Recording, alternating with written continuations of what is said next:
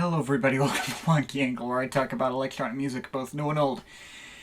And today I'm talking about the new album from Madeon, Good Faith. I remember when Madeon first showed up on the scene with his Adventure album in 2015, and I was not prepared for him. He'd already been releasing singles for a minute without my having heard of him, but to me, the guy basically popped in completely from out of nowhere that year and already had a ton of hype just for his first album.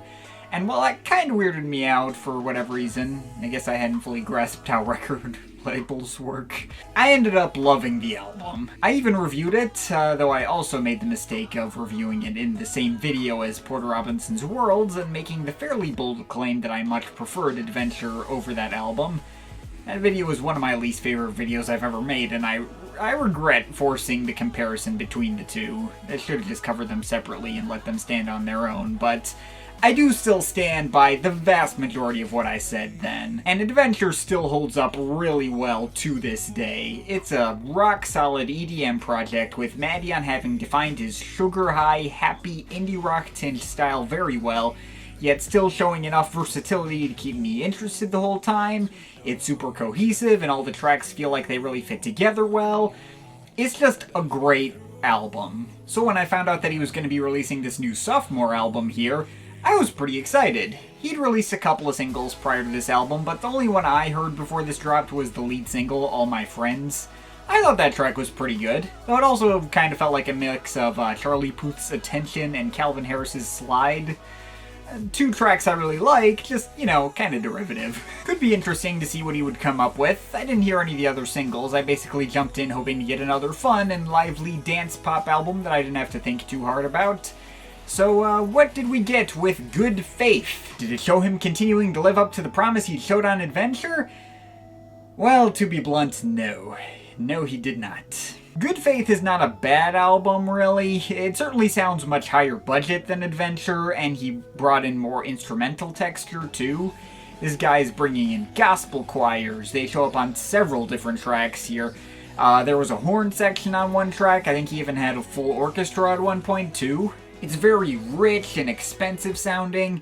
You'd think this would mean I would enjoy this album even more, but aside from the budget, Good Faith feels like a downgrade from Adventure in almost every way. This was honestly a really big letdown. Now, it is worth noting that I do not think this album is a sellout. It is marginally trendier than Adventure in that, well, there's a pop song here that reminds me of two other ones that were hits 2 years ago, as mentioned above. I think I heard trap hi-hats on the track Nirvana as well, but that's about as far as any trend chasing goes here. Good Faith is very commercial, but first of all, commercial does not inherently mean bad, as I've always said, and Adventure was already pretty dang commercial to begin with, if not even more commercial, depending on who you ask. Good Faith is still definitely recognizable as Madeon's work. He hasn't lost his style or identity either. Yeah, this isn't a sellout album by any stretch. And, there's no tracks on here that I think are outright terrible or have nothing for me to enjoy either.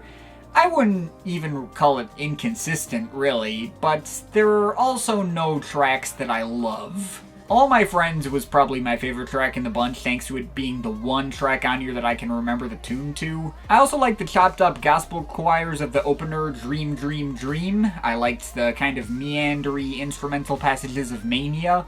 Reminded me of older tracks of his like Imperium and Pixel Empire, and transitioned really well out of its preceding track Nirvana.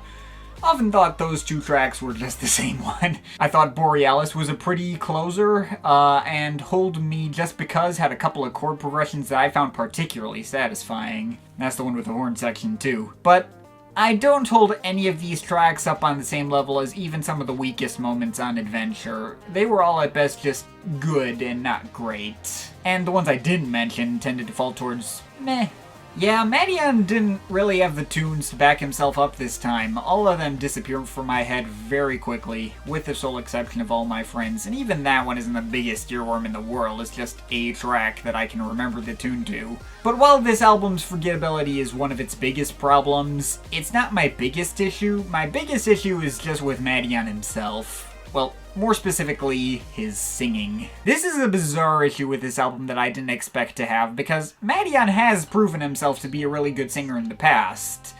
You listen to old tracks of his like Home, Beings, or The City, he sounds like he's really living it up and putting a lot of passion into his vocal performances, and he fits really well with his instrumentals too. Not so much the case on this album. Not only were all his performances weirdly bored-sounding and passionless, and even had this weird whispery quality to them that was sometimes kind of off-putting, but he relies way too much on vocal effects here too. Every performance is covered in auto-tune, and I'm fairly certain they're all pitched down too. It sounds really unnatural, often feeling really out of place on these lush, gospel-infused instrumentals. This guy's bored and effect-drenched voice undercuts the emotional power of every single one of these tracks he's on, to the point of being the main Achilles heel of the entire album. Maybe this is the kind of thing that my own last album sounded like to the people who were disappointed by that. And to be fair, some moments are more distracting than others. The intro of the track Miracle is a big example. I don't think that's actually him singing in that part, but you got all these gorgeous string pads, but all this auto-tuned singing on top of it, these don't really fit together. And the ending of that track is even worse, because it has like this one sample, and he just monophonically pitches it up an octave, and it just, makes my hair stand on end. It's like, just like this 2-second moment, but God, that sounded awful. Yeah, the rest of the track is good, but those two little bookending moments ruin it for me. And he does some more stuff like that on Heavy with Hoping, ruining an otherwise somewhat interesting gospel EDM fusion. Well, I guess it wasn't really that interesting, but the melodies were interesting, I guess. And there are other little production choices that feel kind of weird to me. Like, there's apparently a full children's choir on the track No Fear No More, but they are barely audible for most of the track.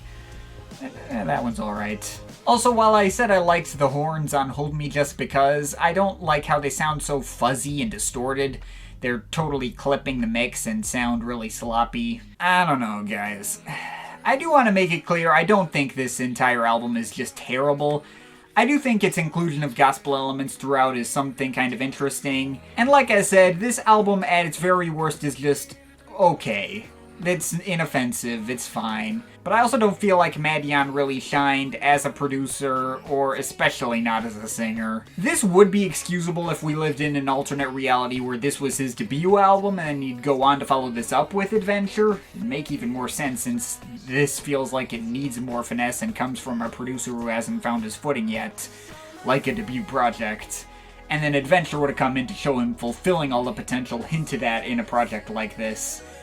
But instead we live in the reality where Adventure was his debut that blew everyone out of the water, and this is just an underwhelming follow-up that shows a fraction of the potential he showed before.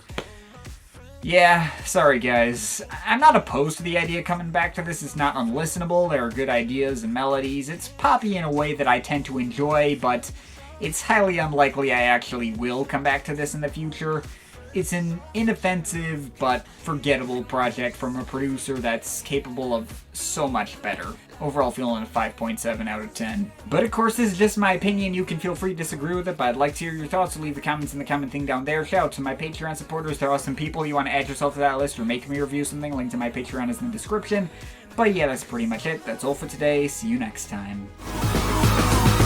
Right.